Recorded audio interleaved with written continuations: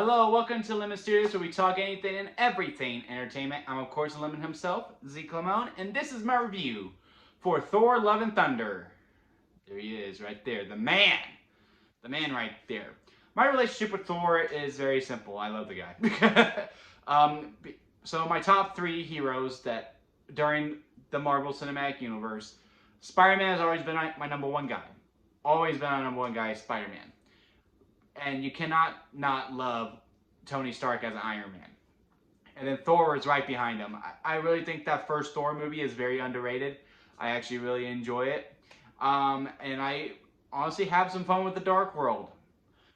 But Ragnarok destroys both of those out of the water. But I do love those first two quite a bit. So I was excited to see Jane again. I am part of the camp that does not think they had chemistry in those first two.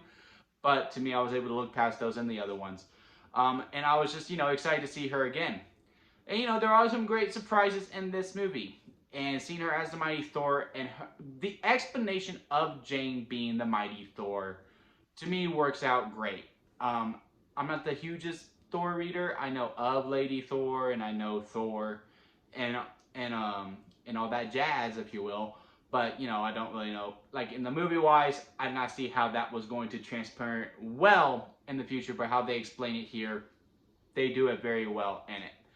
And them as a couple, or, as a pairing, if you will, is absolutely wonderful. Like, they really do have chemistry. Like, I felt things for them, every scene they said, with a couple of lines here and there. I was like, oh, like, I actually said, oh, like, I was like, this is so sweet. Like, very, very good stuff between Jane and Thor. And really, with the whole entire cast, I mean, Korg is still great. Taika as Korg is still great. Valkyrie is great. And Christian Bale as Gore. Wow.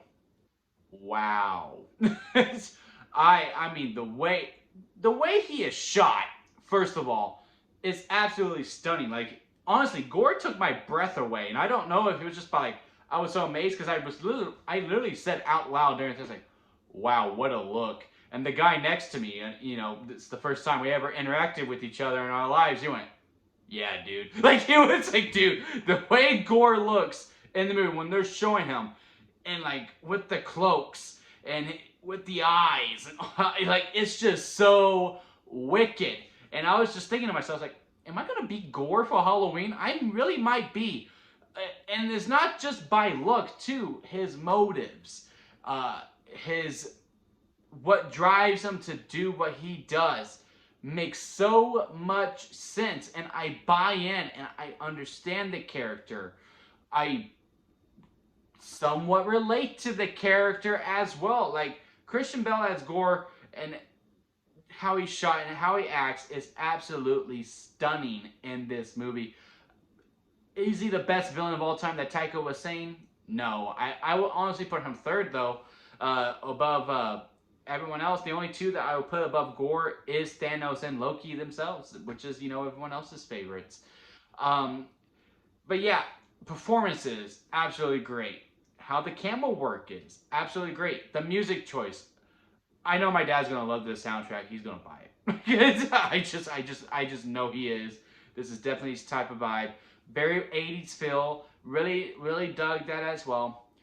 The main gripe that I have, and it's really two. It's really two that I have a really big issue with, and that is the humor. Now look, Thor has always been funny to me. Like, it was like, oh, those first two was so serious. I disagree. I disagree. There are quite a bit of comedy in those first two Thor movies, and then 3 took it to a whole other notch. And I am part of the camp of, if you enjoyed Ragnarok, I don't see how you don't love this movie as well. However, to me, and I love Ragnarok, they really doubled down on it, and it does hit you over the head sometimes. It does hit you over the head, and it does take away from the experience a little bit, because at a certain point you start to anticipate the joke. You really do. Like, towards the end, like, there's this really big, awesome fight scene happening. I'm just waiting, like, okay, there's going to be a punchline somewhere. It's not going to be an actual punch. It's going to be a joke. Oh, yep, there it was. And not a lot of things, like, really feel like there are two big moments that happen in this movie. And I truly, really didn't feel anything from them. Not because lack of direction, time, or development to the characters. It's just because there's so many jokes happening. I expected it to come back around. Everything's okay, haha, it's just a big funny joke. Like, even though there are these big stakes, you don't really feel the stakes because you're like, well, nothing really matters because everything's funny.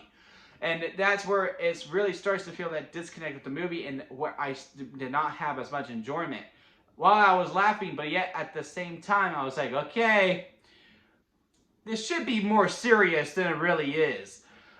So yeah, that's a big gripe to me. Some of these sets designs, and I know Twitter has already gone over it, and it really doesn't deserve the hate that it gets, and I really don't want to add on to it, but it is a standout. And that is, some of the set pieces don't really feel lived in. And by that, it's like, you can tell it's a set. Like, I don't feel like I'm there with these characters. Like, I don't feel like the characters are there. Like, yeah, that's blue screen. That's green screen. That's not a real tree. Like, like you can just tell these things are fake, and that, these are actors and they are acting. And with that, like, it is a standout. Now, that really is mainly in the beginning. It really is. It truly is mainly in the beginning. After that, you settle in, and then, yeah, it feels more lived in once as the movie goes on. But yeah, you do notice it here and there.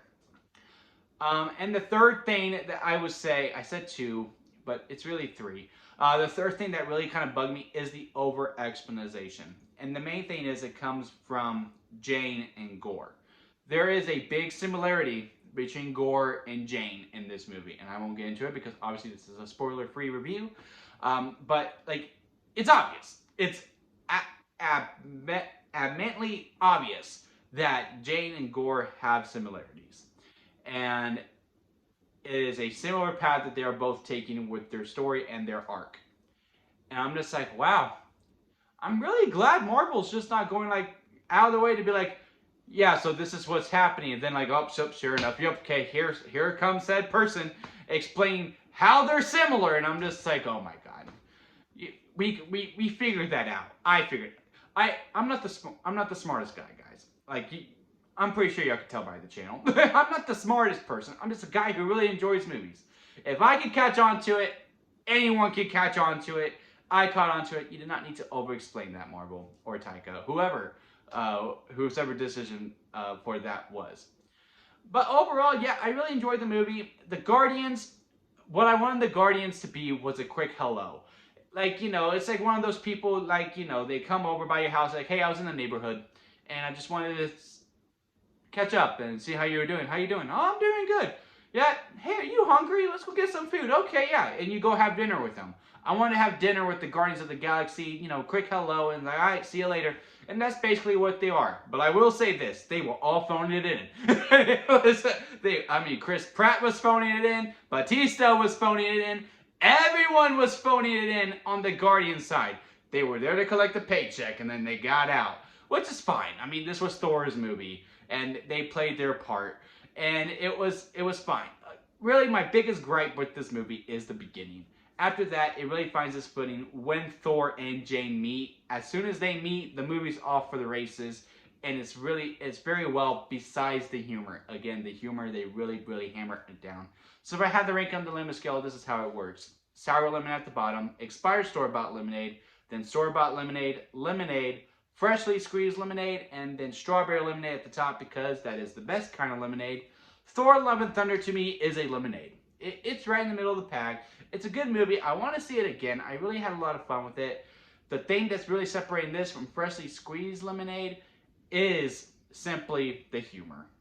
I will continue to harp on that because this movie really harps on it. It is a little too goofy at times. Minus Gore. Everything with Gore is very serious, but minus Gore, it's a joke fest, and it does fall flat on that after a certain amount of time. But what are your thoughts on Thor Love and Thunder? Comment below and let me know. If you like this video, give it a thumbs up, and if you like me, hey, hit that subscribe button as I'm trying to grow into my YouTube career. And that'll be it for me, guys. I'll see you here next time at Lemon Studios.